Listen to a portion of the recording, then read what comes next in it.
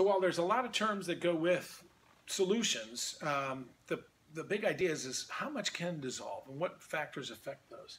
In most cases, temperature does have a drastic effect. If you warm up something, you can dissolve things much better. If you've ever had a hot chocolate out at the ski slopes, you'll know that if you pour in cold water, it's like trying to sink, all these little floaty chocolate chunks that aren't dissolving. But when you pour hot water in there, much more can dissolve.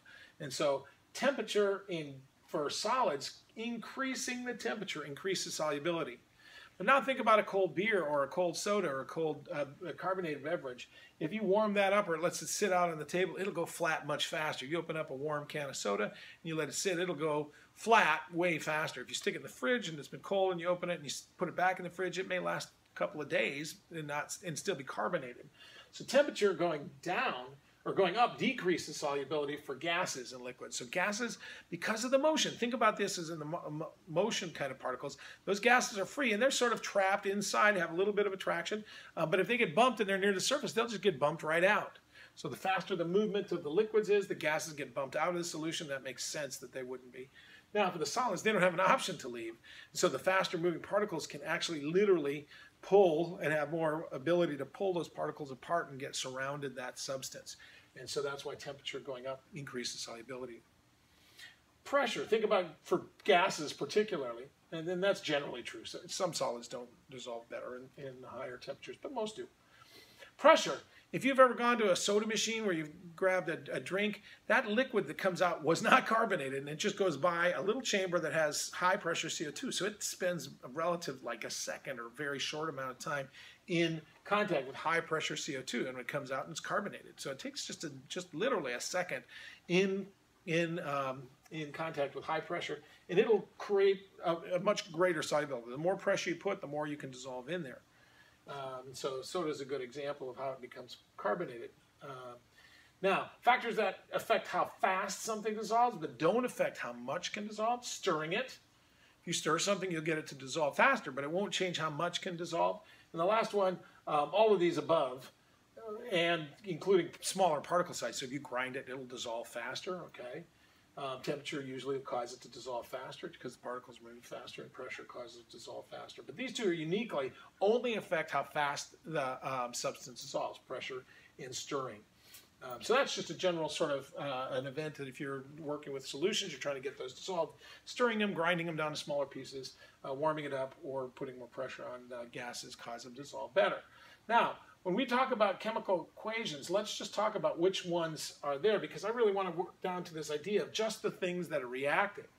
If you remember writing reactions like this is like what kind of reaction? Two-part, two-part. They switch partners. This is a double replacement. So what you end up doing is taking, hey, I'm going to take the silver and I'm going to put chloride together. I'm going to take sodium and put nitrate together. And we remember from the solubility, silver and chlorine don't like to be in solution. They like each other more and they'll fall out. So this becomes a solid. You can see here, or another way you could have written this is with a big old arrow showing it's a precipitate. And the sodium nitrate still stays aqueous. Again, they're plus ones and they're fine. Silver's not from the types of reactions, if you remember the solubility rules. So what is, if you show in this next one, is I've shown them as molecular. All of them are always together and we just switch them. That's the way we drew our reactions up until now. But if they say aqueous, they really should be separated out. So silver is separated from the nitrates. Okay, this should be a little 3 here. And if there were some subscript, you'd move the subscript out because each one gets pulled off and dissolved separately.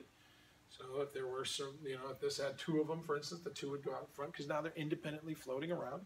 Silver goes with the nitrate.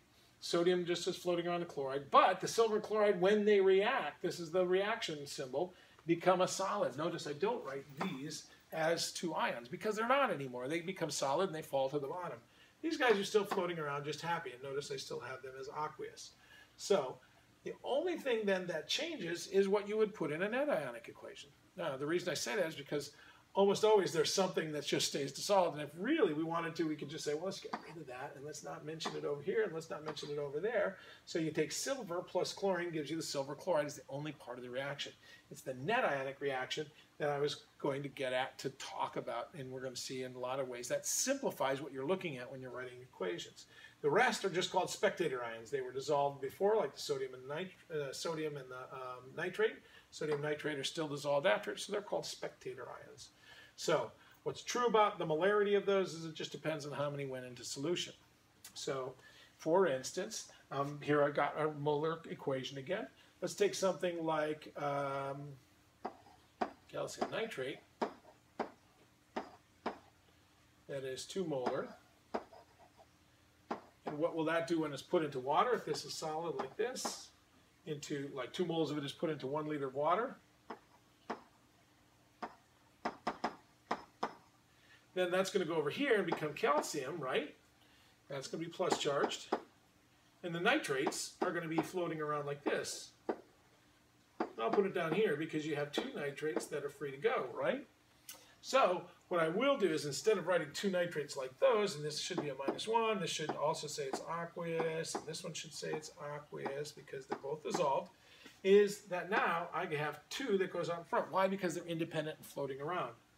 So if you had 2 moles in a liter here of calcium nitrate, how many moles of calcium nitrate are over here? 2 molar. You still have that 2 moles of the calcium in 1 liter, but now you have twice as much nitrate in that 1 liter, so this is really 4 molar, and that's just because you had twice as much as the solid, and when it broke apart into 2 pieces, now you have 4 times as much, or twice the molarity of what you started with. If I started with 2 molar calcium nitrate over here, because there's a 2 there, it's twice that concentration. And that's going to come in handy for the problems that we're going to do today on the worksheet.